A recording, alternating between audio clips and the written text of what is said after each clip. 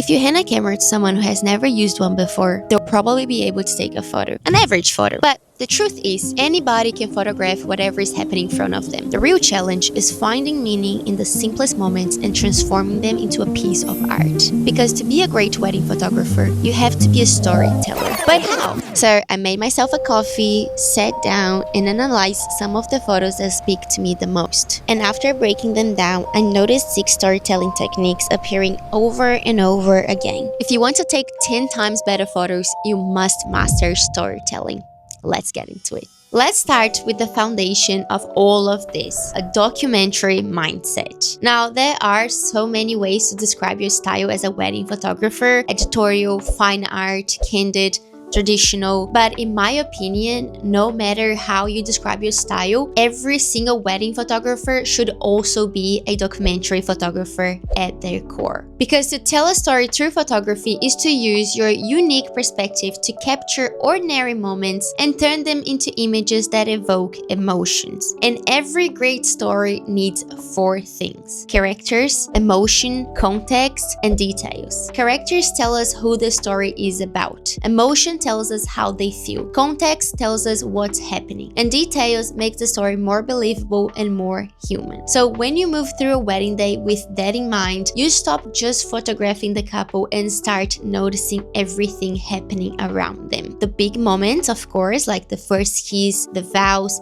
the first dance, but also the small ones, the genuine human connection. The granddad in the corner watching his grandchild get married, the groom's deep breath before the bride walks down the aisle, the details in the dress that took months to be chosen, the drinks that got everyone on the dance floor, the food that brought everyone together. So overshoot, move through the entire day with the mindset that every single thing happening around you is worth documenting, and anticipate. The best documentary photographers aren't just reacting, they're reading the room, feeling the energy, positioning themselves for what's about to happen before it does. Tell the complete story. But how do you make sure you're getting all of it, the characters, the emotion, the context, the details, throughout a full wedding day? So I have split this into 3 techniques. Think like a filmmaker. Most great movies work the same way. They start with a wide shot to establish the scene, to show where we are, what's the vibe, then a mid shot to introduce the subject and show what they are doing, and then close-up shot to show the little details that humanize the moment and make you feel the emotion, the tears, the hands,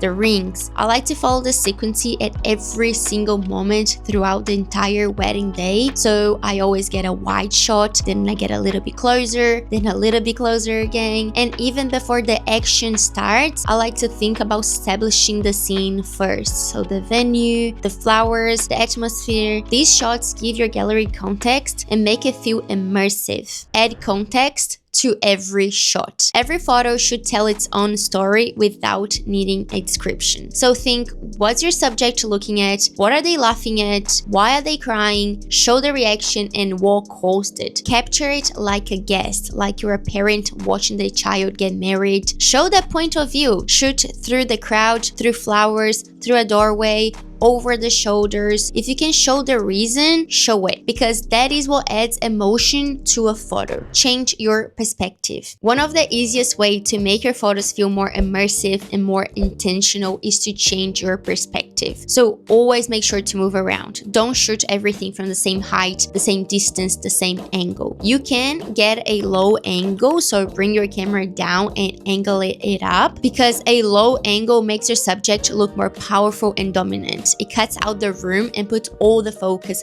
on them. You can also go high angle. It makes your subject feel more welcoming, more fun, more spontaneous, and instead of cutting out the room, it embraces it. You can also try a tilted angle, so tilting your camera so the horizon is no longer level. It gives photos the raw, candid, chaotic feel, like the moment was caught in a split second and it wasn't planned at all. Now, eye level is the most natural and relatable, and it's always the right choice for formal family or group photos. But eye level means your subject's eye level, not yours. So if you're taller, lower your camera down to meet them. If you're shorter, like myself, you can raise it up. You can always play with your lenses too. A longer lens gives compression, it brings distant elements closer together and adds intimacy. It's not just technical, it's emotional. A wider lens does the opposite. It shows your subject in their environment, it pulls the viewer into the action, and it tells the story of where they are as well. Mix them up intentionally and your gallery will feel so much richer for it. Create emotion through movement. Now, another way to tell stories through photography and make your wedding photos 10 times better is by adding movement to a photo and transforming a static image into something dynamic and alive. It's why motion blur can make a photo feel like a frame from a movie, like you're right there inside the moment. And I know I have been encouraging you to take a step back and notice the little things and capture the day naturally unfolding, but sometimes you do need to be a director because real genuine moments don't always just happen on their own. Sometimes you need to create the conditions for them. Of course, read the room, understand the vibe, and try to match the energy, because the goal is to take that energy, the couple's energy, the wedding's energy, and add it to the final gallery. So you can give prompts, ask your couples to walk together, spin, pull each other close. You can also ask guests to lift the champagne glasses and go for a cheers, or you can ask them to show you their best dance move. Give people something to do and then watch what happens in between. If you want to go deeper on how to direct and pose couples, I am posting a full video on that as well as part of the series, so make sure to subscribe. Use light intentionally. And lastly, start paying attention to light and shadows. Shadows add drama, they add depth, they add emotion. A photo with beautiful contrast between light and dark feels so much more alive than one that is flat and evenly lit. Light shapes the mood of every single image. It tells people how to feel before they even consciously register what they're looking at. And a huge part of that is color temperature. Warm tones, so think like golden hours, candlelight. The orange and yellow hue evoke feelings of nostalgia,